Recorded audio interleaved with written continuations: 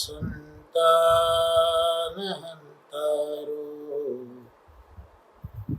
यत्पादा गुजरे नमः स्वीयानां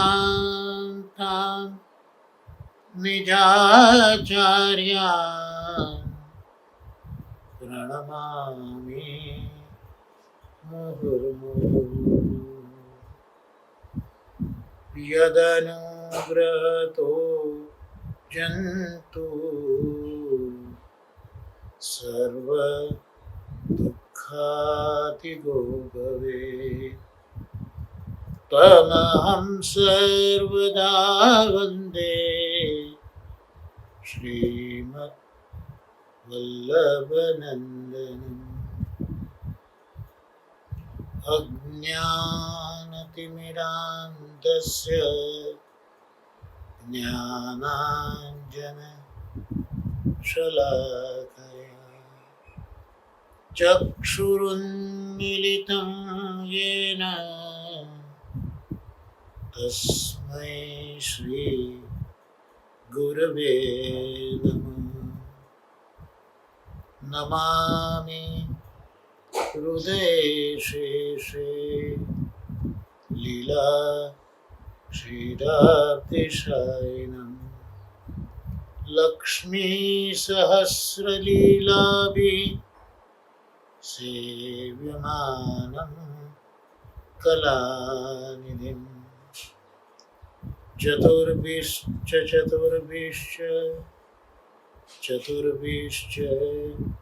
त्रिभिस्तथा षड्भिर्विराजते योऽसौ पञ्चदा हृदये मम पञ्चदा हृदये मम पञ्चदा हृदये।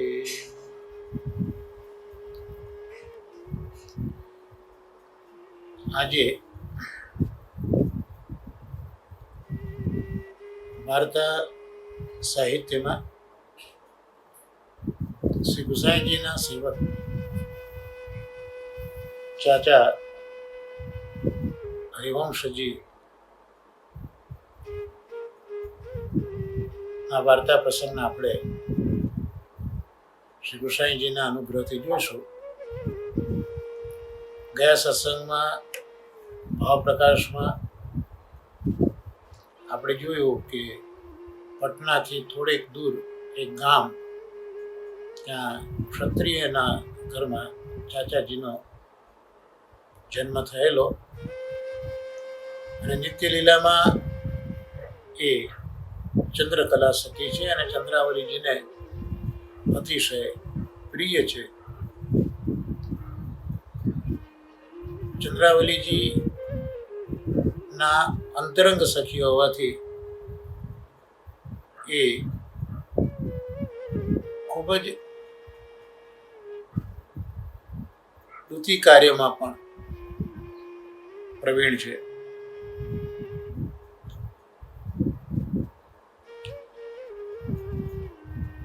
એમનું સ્વરૂપ એવું છે, એમનો પ્રકાશ એવો છે કે ઠાકોરજી અને ભક્તો પણ એમનાથી મોહિત રહેતા. ચાચાજીની વિનંતીથી શ્રી ગુસાઈજીએ શૃંગાર રસમંડન ગ્રંથ લખ્યો છે અને રતિપથનો વિસ્તાર કરનારા આ ચાચાજી છે.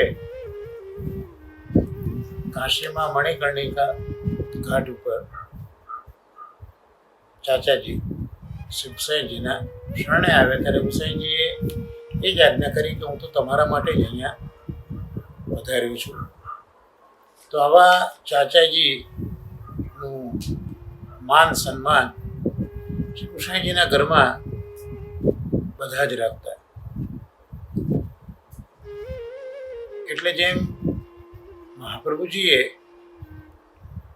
શ્રી ગોપીનાથજી અને શ્રી ગુસાઈજીને શિક્ષા આપવા માટે દામોદરદાસ અરસાણીજીને રાખ્યા, એ પ્રકારે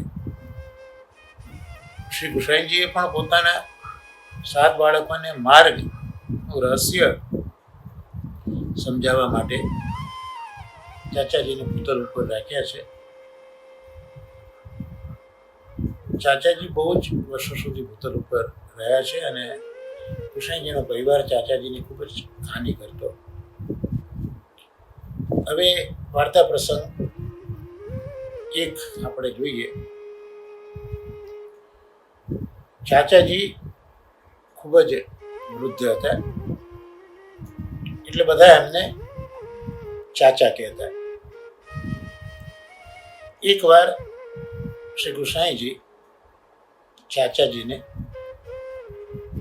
અડેલથી ગુજરાત જવાની આજ્ઞા કરે છે.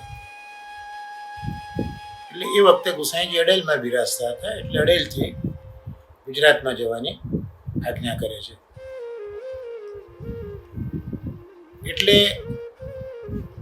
હરિવંશજી શ્રી ગુસાઈજીને વિનંતી કરે છે કે હું આપના ચરણ કમલ ને છોડીને ક્યાં જાઉં, અને આપ રાજ વિના હું ક્યાં રહીશ. ત્યારે ગુસાઈજી ચાચાજીને કહે છે કે તમે ગુજરાતમાં જે રાજનગર છે, એ રાજનગરમાં અસારવા કરીને એક સ્થળ છે, ત્યાં તમે રોજ ભાયલા કોઠારીને રોજ મળ્યા કરજો, અને હું તમને રોજ ત્યાં નિત્ય દર્શન આપીશ. ભાવપ્રકાશમાં શ્રી હરિરાય ચરણો આજ્ઞા કરે છે કે ભાયલા કોઠારીની આસક્તિ શ્રી ગુસાઈજીમાં દ્રઢ છે, એટલે એ ભાયલા કોઠારીજીના ભાવથી ગુસાઈજી આપ અહીંયા નિત્ય બિરાજે છે. અને આજે પણ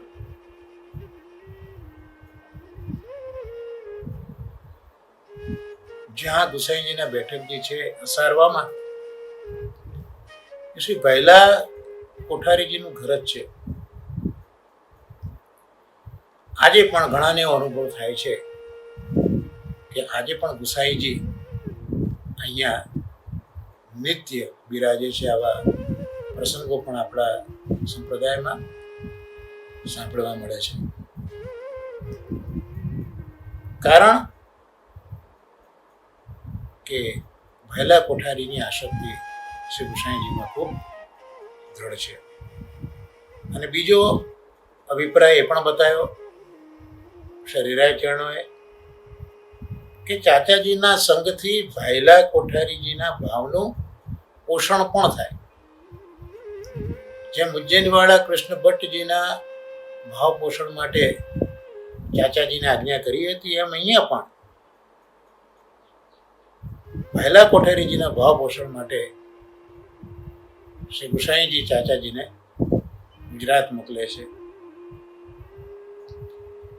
ચાચાજી શ્રી ગુસાઈજીના આજ્ઞા સાંભળી અને ગુજરાત આવા નીકળ્યા. રાજનગર આવ્યા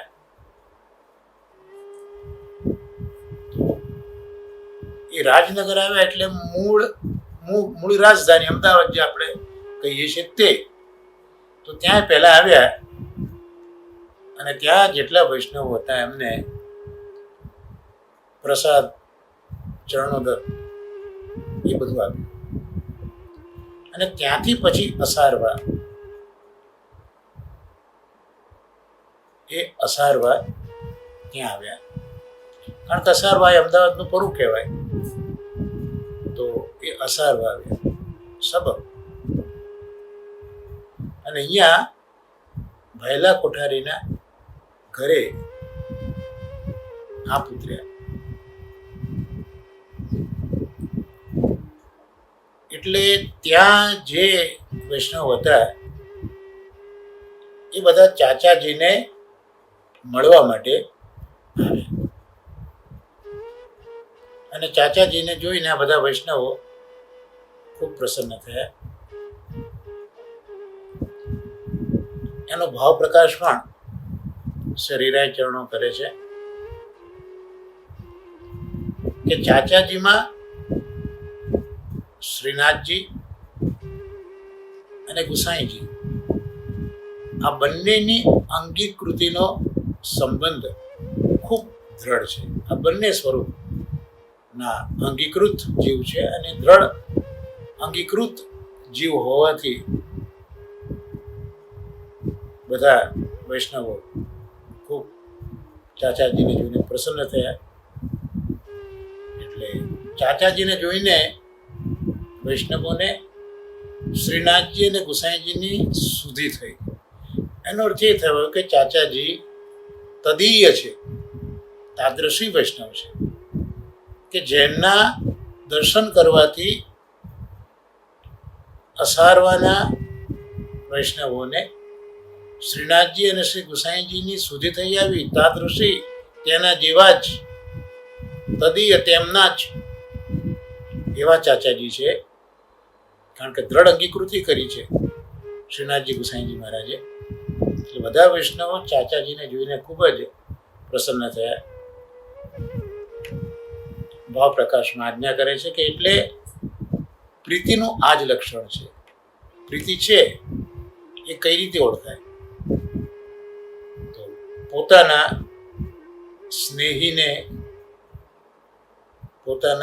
સ્નેહીનો થોડોક સંબંધ પણ, રંચક સંબંધ પણ પોતાના સ્નેહીનો જ્યાં દેખાય ત્યાં દોડીને જાય, આ પ્રીતિનો સ્વભાવ છે. એટલે વૈષ્ણવોને પણ શ્રીનાથજી શ્રી ગુસાઈજીમાં અત્યંત પ્રીતિ છે. એટલે પ્રીતિનો સ્વભાવ અહીંયા પ્રગટ કર્યો કે ચાચાજીમાં તો શ્રીનાથજી અને ગુસાઈજી બંનેના દર્શન થતા.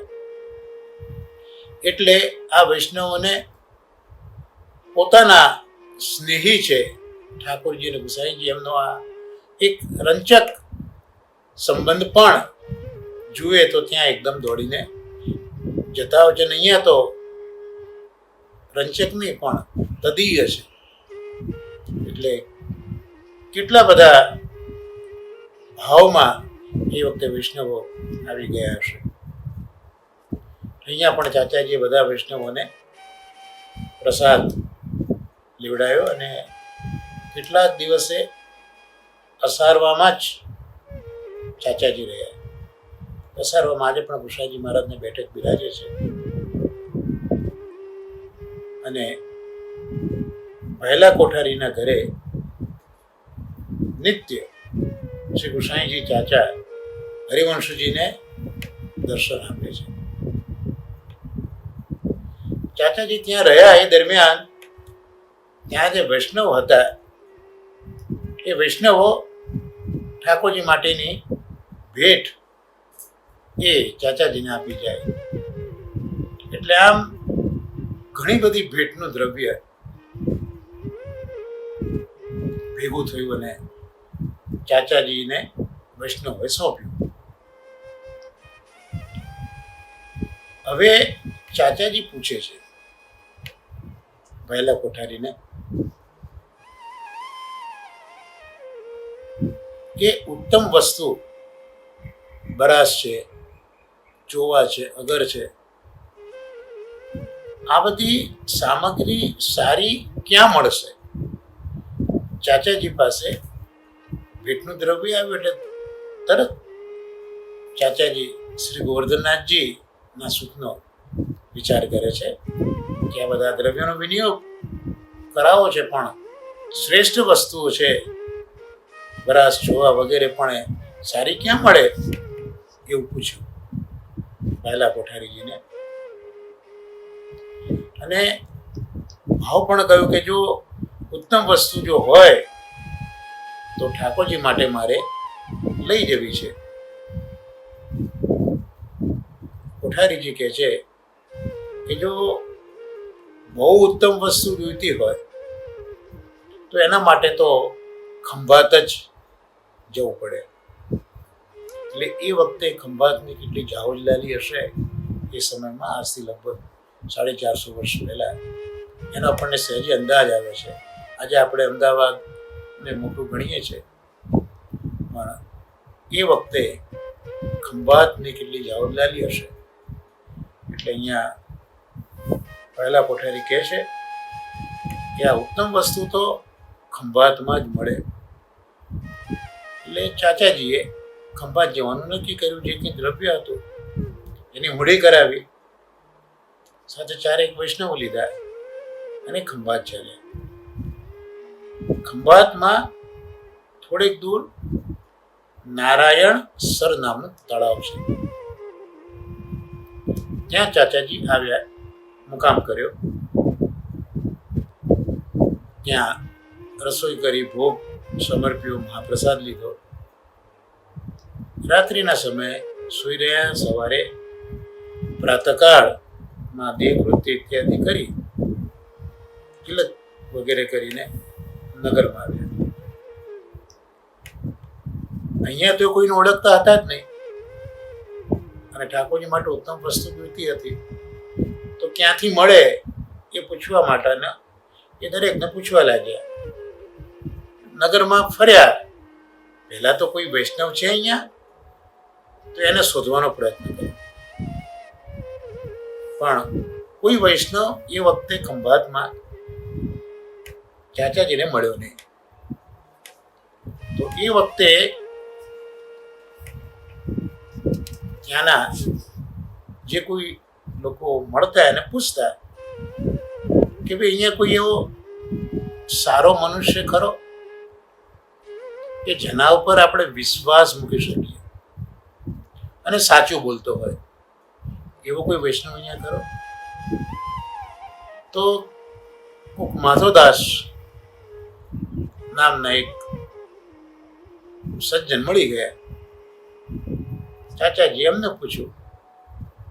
આ માધવદાસ દલાલી કરતા હતા. એટલે માધવદાસે કહ્યું કે તમે જેવું પૂછો છો કે કોઈ ભલો મનુષ્ય, વિશ્વાસ મુકાય એવો, સાચું બોલતો એવો, તો એવો તો એક બજાજ છે અહીંયા, એની પાસેથી આપણે બધી વસ્તુ મળી શકે. તો તમે મારી સાથે ચાલો, તો હું તમને એની દુકાન બતાવી દઉં. તો આ માધવદાસ ચાચાજીને પેલા બજાજની દુકાન ઉપર લઈને આવ્યા. એ બજાજનું નામ છે સહજપાલ દોશી. ચાચાજી ત્યાં બેઠા અને ચાચાજીએ જે સારામાંની ઉત્તમમાં ઉત્તમ વસ્તુ જે કઈ હતી, જોઈતી હતી, તો સહજપાલ દોશી ચાચાજીને બતાવે છે. એ પૈકી ચાચાજીને જે રુચિ એ ચાચાજીએ લીધી અને ચાચાજી સહજપાલ દોશીને જે 4000 રૂપિયાની મૂડી હતી, એટલે એ વખતે અસારવામાં ભેટના 4000 રૂપિયા એ વખતે આવ્યા હતા, તો એની મૂડી બનાવી હતી.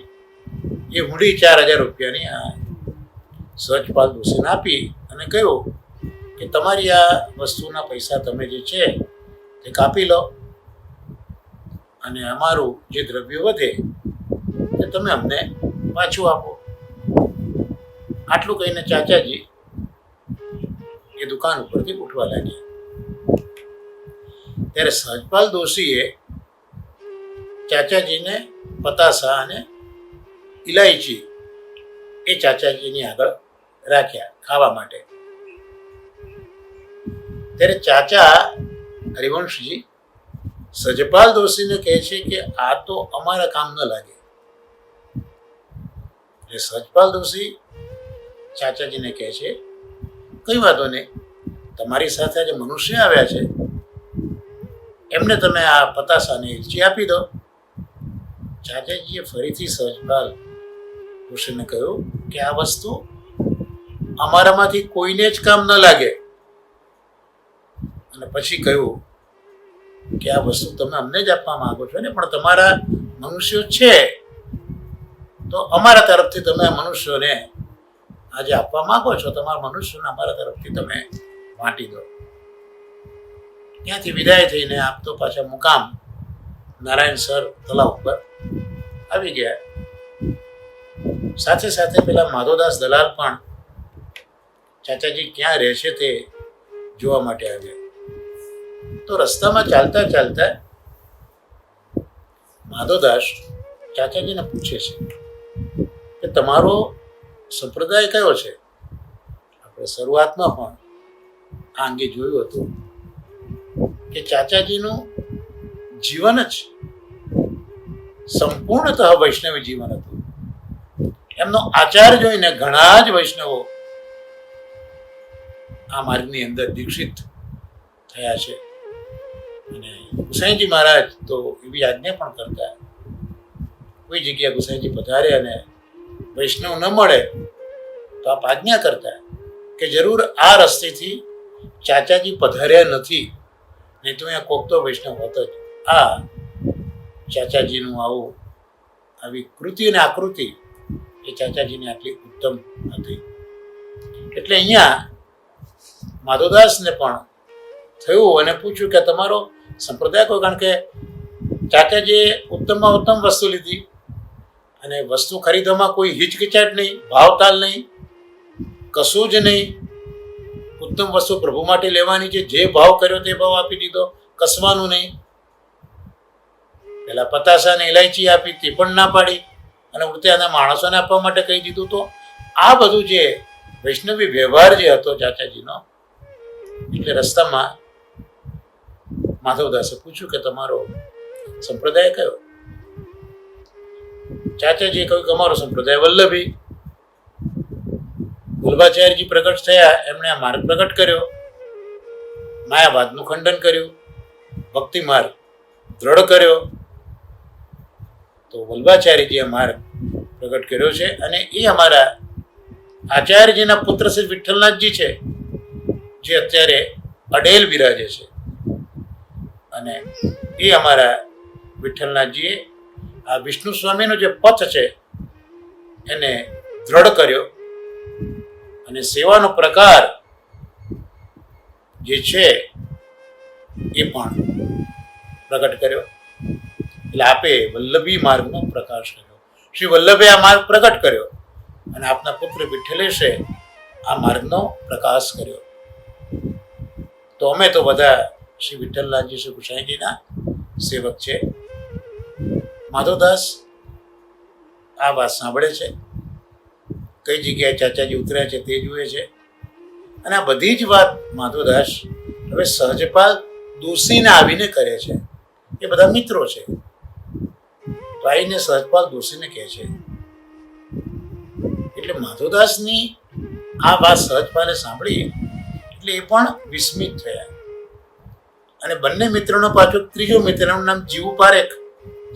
આ ત્રણેય મિત્રો. તો સહજપાલ દોશીએ આ જ વાત પોતાના મિત્ર જીવ પારેખને પણ કરી.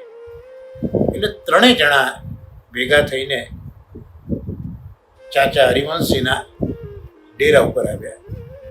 ચાચાજી એ વખતે 4 વૈષ્ણવ સાથે પ્રસાદ લઈને કીર્તન કરતા હતા.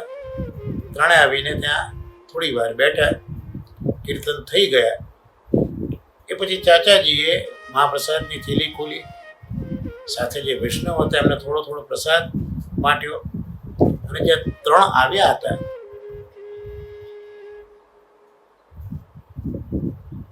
માધવદાસ દલાલ, સહજપાલ દોશી અને જીવા પારેખ, આ ત્રણેયને પણ પ્રસાદ લેવડાવ્યો અને થોડો ઘરે લઈ જવા માટે બાંધી આપ્યો.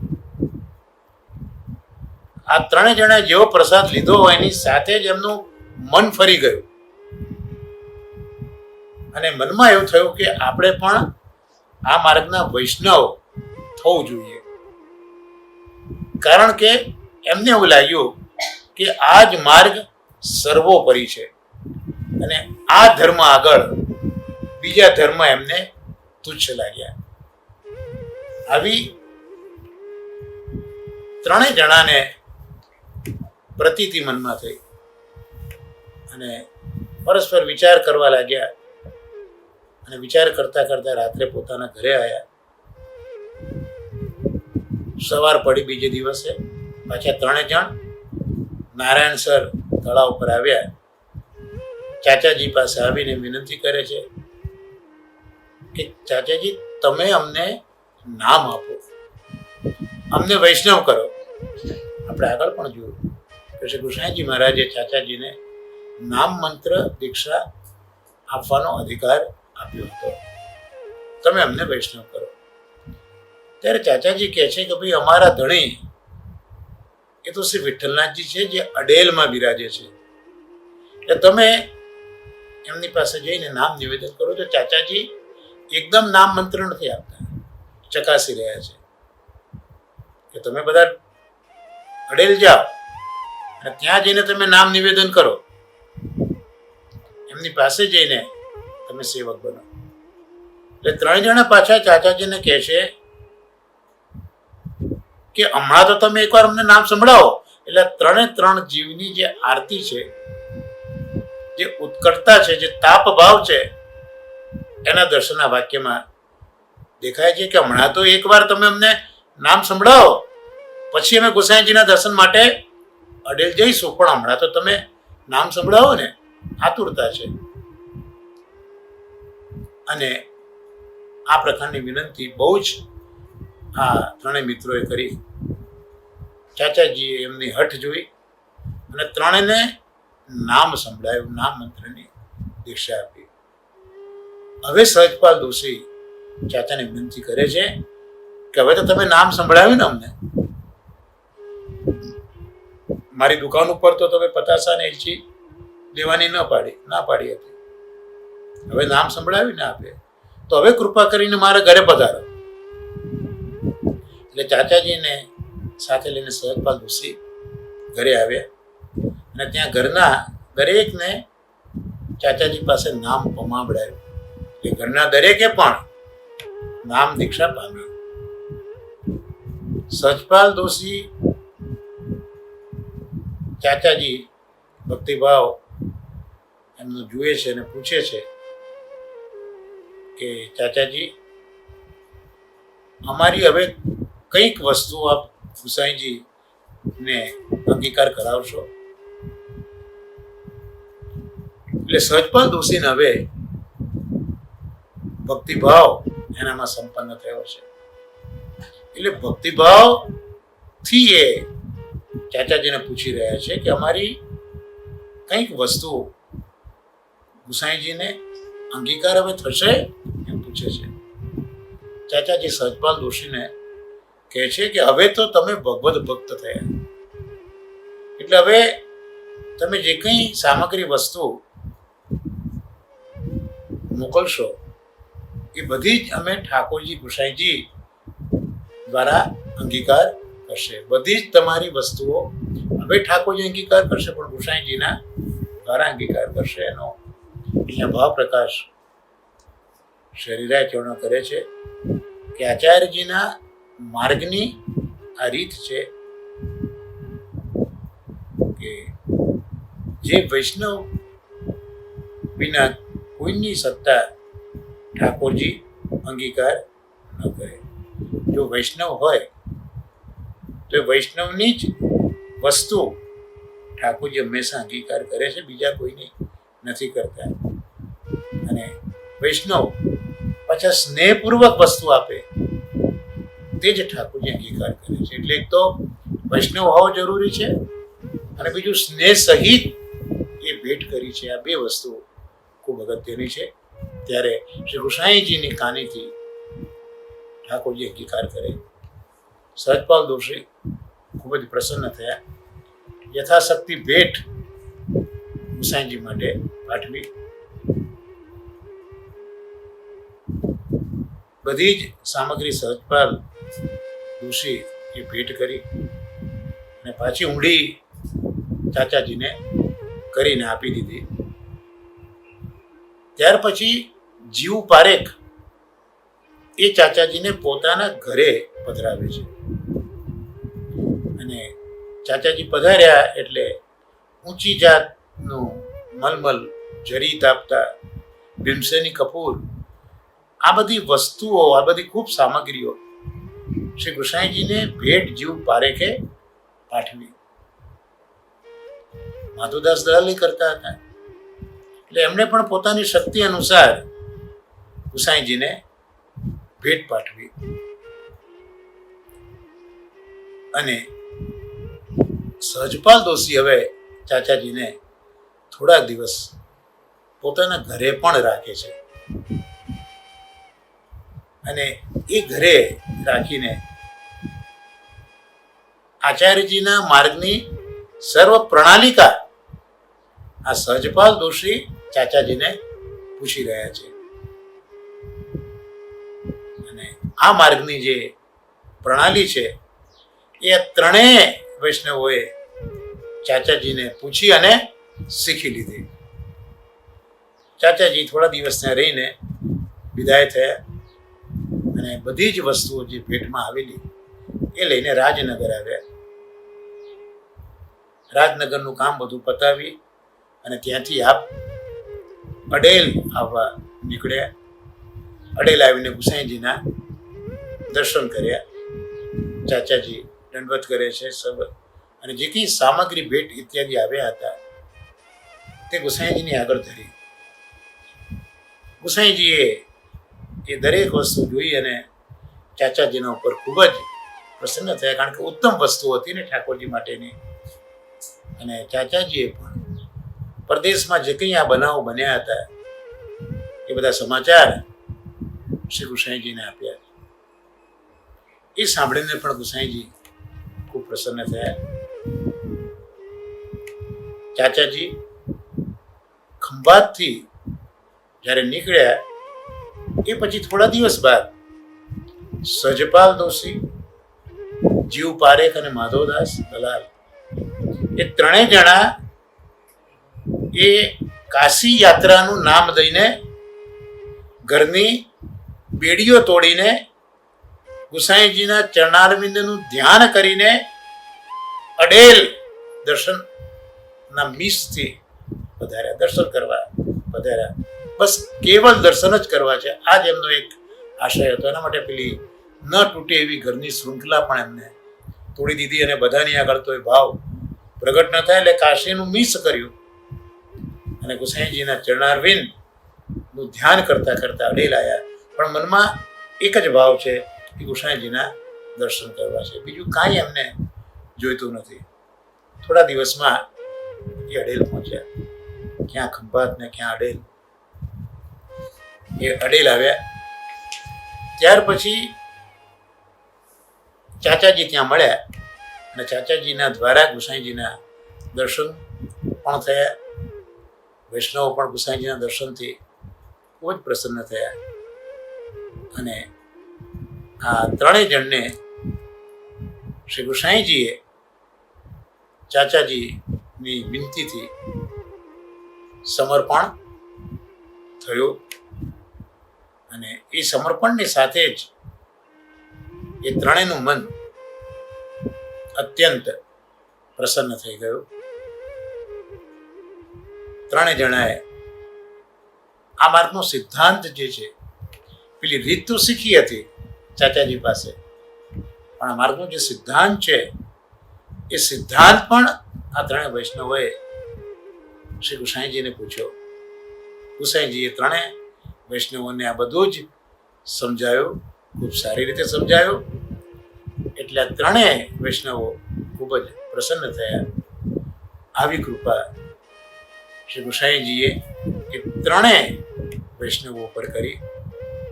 ત્રણેય વૈષ્ણવો ગુસાઈજી પાસે થોડા દિવસ રહે છે. માધવદાસ જે છે ને એ કીર્તન કરતા, કંઈક નવી કવિતો કરતા. તો એક દિવસ આ માધવદાસ ને ચાચાજી કહે છે કે માધવદાસ, તમે કીર્તન કરો છો તો ગુસાઈજીને સંભળાવો. આજે પણ આ માધવદાસના નામથી આપણને ઘણા પદો મળે છે. એ આ ખંભાતના માધવદાસ દલાલ. એટલે ચાચાજી કહે છે કે માધવદાસ, તમે કીર્તન કરો છો તો ગુસાઈજીને સંભળાવો. કેમ ગુસાઈજીને સંભળાવવાનું કહ્યું? તો ગુસાઈજી સાંભળશે તો તમારી વાણી છે ને એ અચલ થશે. આપણે કહીએ કે વાણીને પુષ્ટાવી, તમારી વાણી અચલ થઈ જશે. એટલે એ સમયે માધવદાસે એક કીર્તન ગુસાઈજીને સંભળાયું ચાચાજીની હાજરીમાં જ. એ પદની બે ટૂંક અહીંયા મૂકી છે. ધન્ય કાલિંદી, ધન્ય વૃંદાવન, ધન્ય શ્રી ગોકુલબાસ, માધવદાસ કે ધની શ્રી વિઠ્ઠલ પૂરી હમારી આસ. ધન્ય કાલિંદી, ધન્ય વૃંદાવન, ધન્ય શ્રી ગોકુલબાસ, માધવદાસ કે ધની શ્રી વિઠ્ઠલ પૂરી હમારી આસ. અત્યારના તો અડેલ ગુસાઈજી મહારાજ બિરાજ્યા છે અને માધવદાસ તો બ્રજમાં પહોંચી ગયા છે. કાલિંદીનું સ્મરણ થાય છે, વૃંદાવનનું કરે છે, ગોકુળનું કરે છે. આ પદ ગુસાઈજી સાંભળે છે અને બહુ જ પ્રસન્ન થાય છે. અને પ્રસન્ન થઈને શ્રીમુખે ચાચાજીને આજ્ઞા કરે છે કે ચાચાજી, હવે તો આપણે ગોકુલમાં વાસ અવશ્ય કરવો જ જોઈએ.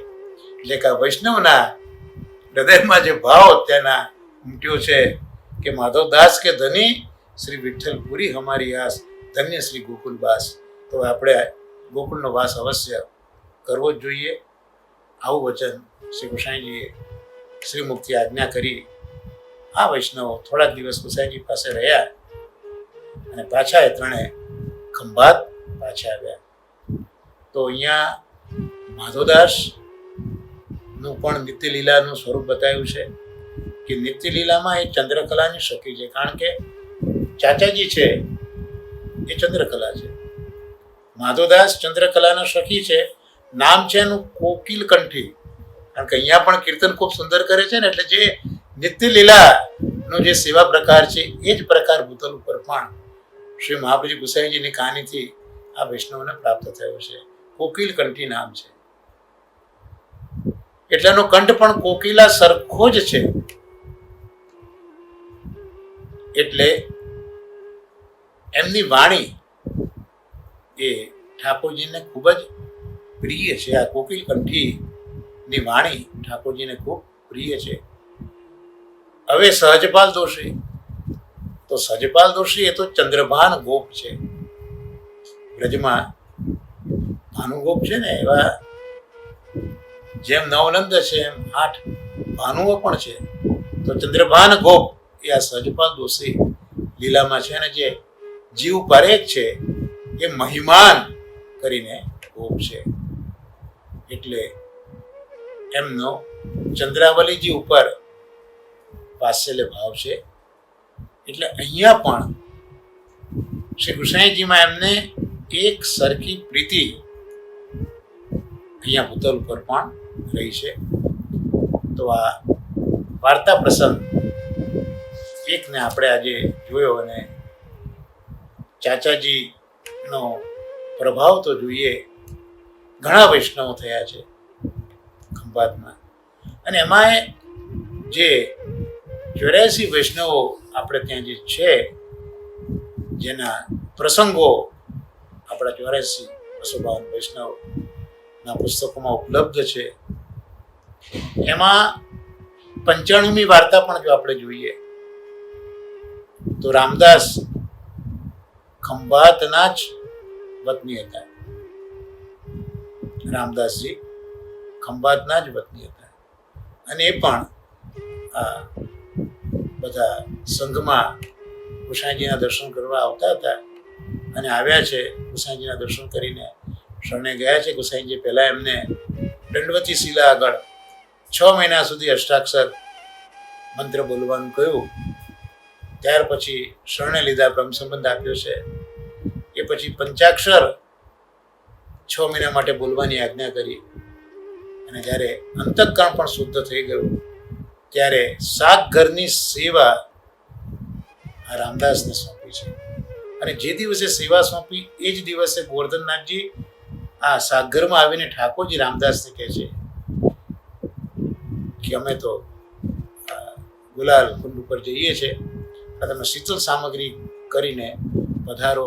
રામદાસને થયું કે આ પહેલા જ દિવસે, હજી તો મારી સેવાનો નોકરીનો પહેલો દિવસ છે અને એ દિવસે પણ હું હાજર નથી. અને ખરેખર બન્યો ગુસાઈજી મહારાજ આવ્યા વખતે રામદાસ શ્રીનાથજી બાબાની સાથે હતા, એટલે મનમાં ડર પણ લાગ્યો રામદાસને કે ગુસાઈજી શું કહેશે. અને આ બાજુ ગુસાઈજી જાતે ઉત્થાપનના સમયે એ જે સાગરમાંથી જે કંઈ સેવા લેવાની હતી તે જાતે લીધીને ઠાકોરજી પાસે ગયા ત્યારે ઠાકોરજી ગુસાઈજીને કે છે તમે રામદાસને કશું કહેતા નહીં, હા, હું જેને સાચે લઈ ગયો છું.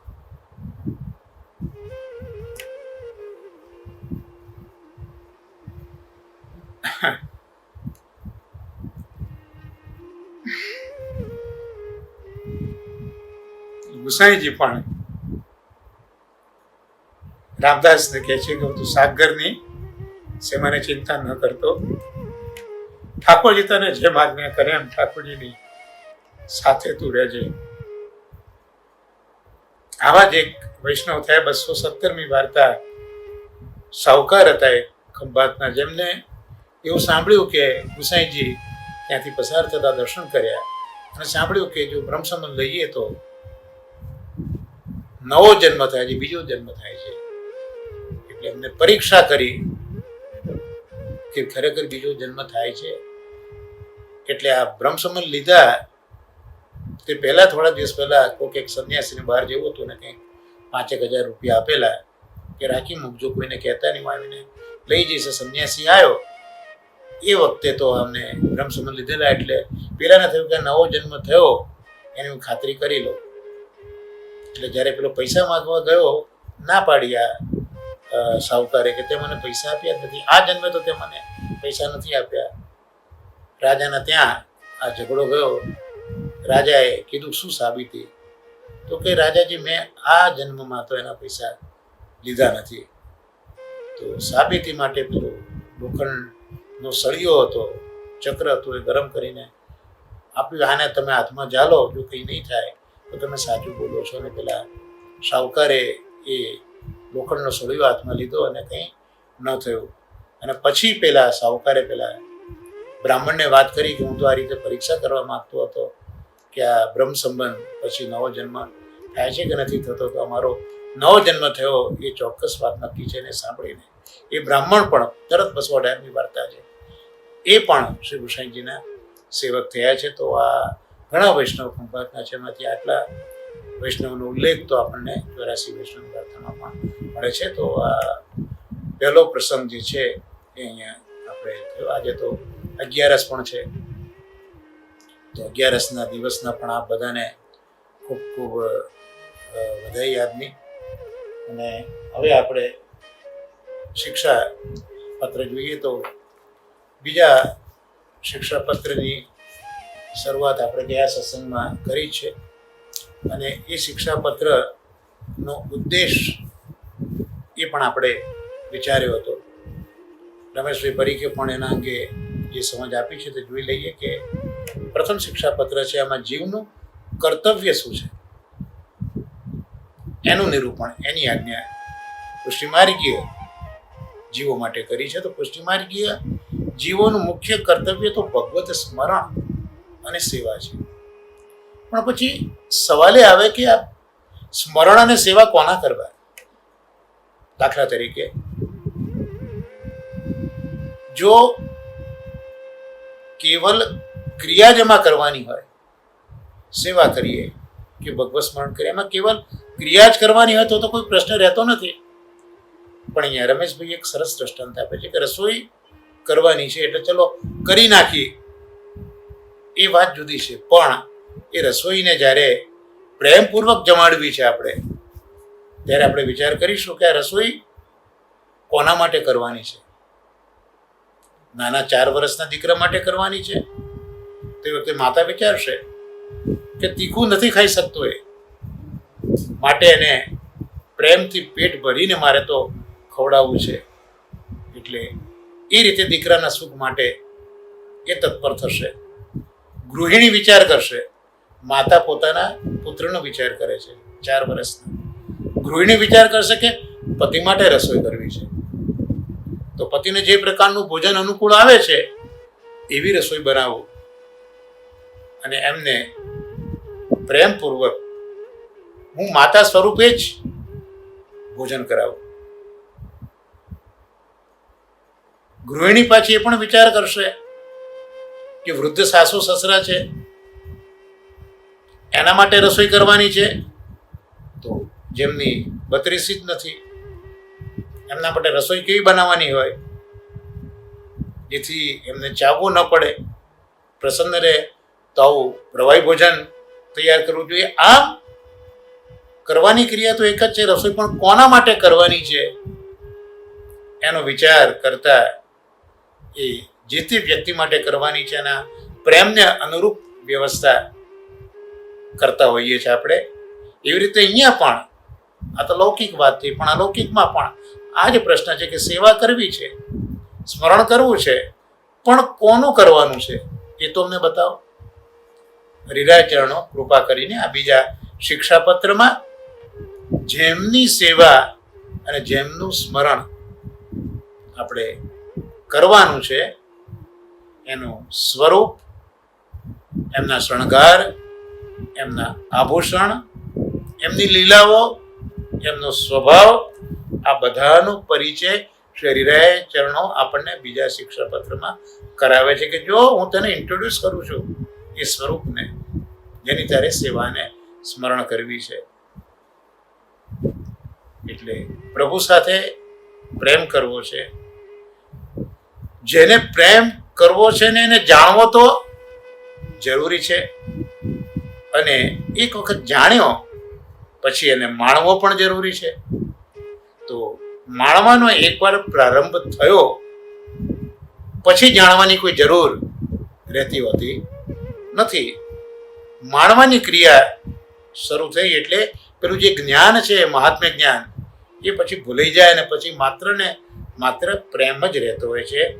અને હરિરાય ચરણો આ દ્વિતીય શિક્ષાપત્રમાં જે સ્વરૂપની વાત કરે છે એ શ્રી બાલકૃષ્ણલાલજીનું સ્વરૂપનું વર્ણન છે, એમની જ લીલાનું વર્ણન છે, એમના જ સ્વભાવનું વર્ણન છે. અને આ બધા માટે આ શિક્ષાપત્રમાં કુલ 20 શ્લોકો છે. 20 શ્લોકો પૈકી પ્રથમ જે 12 શ્લોકો છે એમાં શ્રી બાલકૃષ્ણલાલજીનું જે સ્વરૂપ છે એ શૃંગાર સહિત જે સ્વરૂપ છે એ શૃંગાર સહિતનું વર્ણન આ 20 શ્લોક પૈકીના પહેલા 12 શ્લોકમાં બાલકૃષ્ણલાલજીનું શૃંગાર સહિતનું સ્વરૂપ એનું વર્ણન હરિરાય ચરણો કરે છે. હવે ભગવદ સ્વરૂપના વર્ણન માટે 12 શ્લોક કેમ? જેમ શ્રી મહાપ્રભુજી પણ તત્વાર્થથી વિભનમાં આપણને બધું સમજાવે છે. બીજો પ્રશ્ન જે પૂછ્યો કે બધા ગ્રંથોનો સાર કહો, ત્યાં 12 શ્લોકોમાં જવાબ આપ્યો છે, કારણ કે શ્રીનાથજી એ પુરુષ છે, 12 અંગવાળા છે, માટે તે 12 શ્લોકોમાં જવાબ આપેલો છે. આવી રીતે અહીંયા પણ આ વિચાર આવ્યો કે ભાઈ આ ભગવત સ્વરૂપનું વર્ણન 12 શ્લોકમાં જ કેમ? તો એનું કારણ શ્રીમદ ભાગવતના 12 સ્કંદ, અને 12 સ્કંદમાં દ્વાદશ અંગધારી જે ગોવર્ધનનાથજી છે એમની અલૌકિક લીલાઓનું ગાન આ 12 સ્કંદોમાં કરવામાં આવ્યું છે. એમ આ પ્રભુના એ દ્વાદશ અંગનું નિરૂપણ શ્રી હરિરાય ચરણી 12 શ્લોકમાં કરે છે.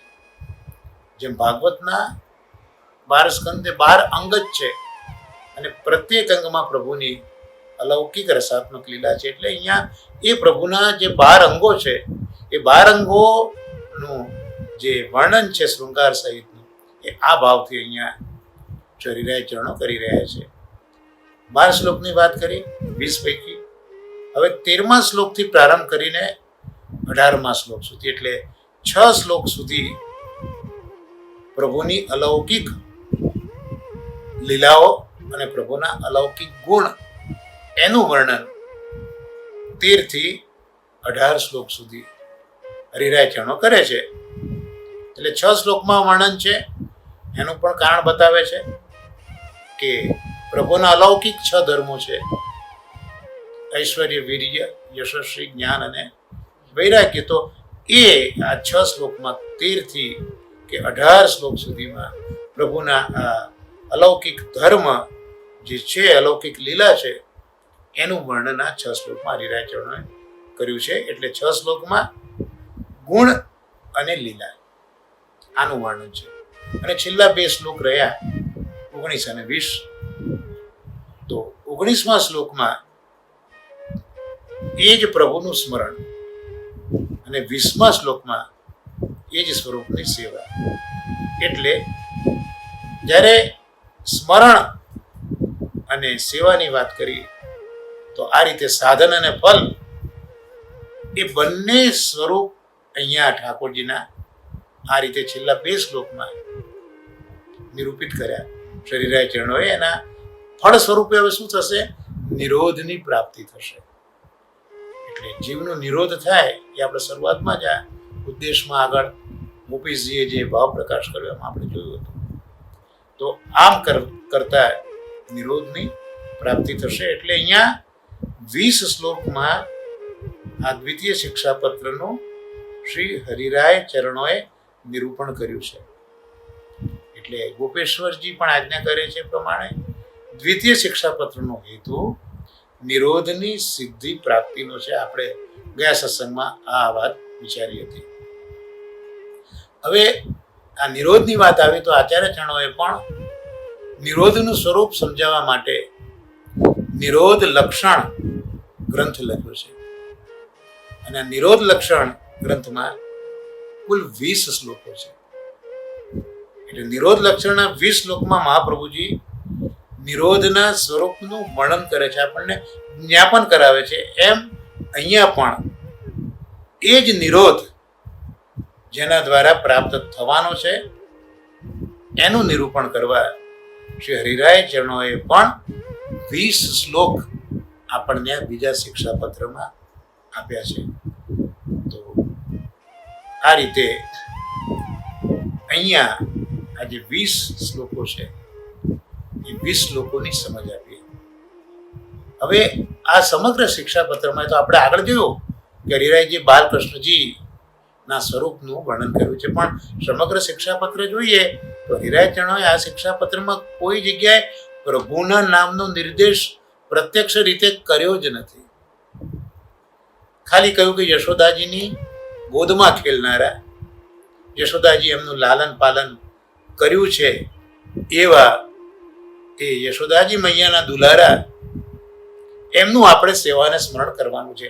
આવું આપણને કહે છે. સીધે સીધું નામનો ઉલ્લેખ હરિરાય ચરણો અહીંયા નથી કરતા. અહીં પ્રશ્ન થશે કે સેવા શ્રી યશોદાજીના લાલની જ કેમ કરવાની? તો ગોવર્ધન ધારણ કર્યો એ પણ યશોદાજીના લાલ જ છે ને. રાસલીલા કરી એ પણ છે તો યશોદાજીના લાલ. તો આપણે કયા લીલા સ્વરૂપની સેવા કરવાની? હરિરાય ચરણો અહીંયા આજ્ઞા કરે છે કે યશોદાજીની ગોદમાં જે પ્રભુ ખેલે છે એની સેવા આપણે કરવાની છે. યશોદો સંગ લાલિત સુપાલિત. એ પ્રભુનું વય કેટલા દિવસનું હતો? તો પૂતના આવી છે 6ઠ્ઠીના દિવસે, તો આ 6 દિવસનું વય પ્રભુએ ધારણ કર્યું છે. અને એ 6 દિવસનું વય ધારણ કરીને પૂતનાનું જે પહેપાન કર્યું છે એ બાલકૃષ્ણલાલનું આપણે સ્મરણ કરવાનું છે અને બાલકૃષ્ણલાલની આપણે સેવા કરવાની છે. એટલે શ્રી ગુસાઈજીએ પણ આ જ તત્વને ઓળખાયું છે કે યશોદાજીની ગોદમાં જે પ્રભુ ખેલી રહ્યા છે એ જ આપણું પરમ તત્વ છે એવું આપણે જાણવું. આનાથી વિશેષ આપણા માટે કોઈ નથી. એટલે એ ભલે 6 દિવસના લાલ છે પણ ઘનશ્યામ સ્વરૂપ છે. મંદ મંદ સ્મિત કરી રહ્યા છે.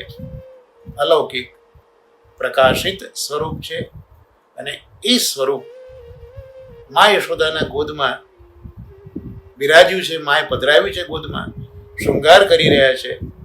અને લાલાને હવે મા શણગાર કરી રહ્યા છે.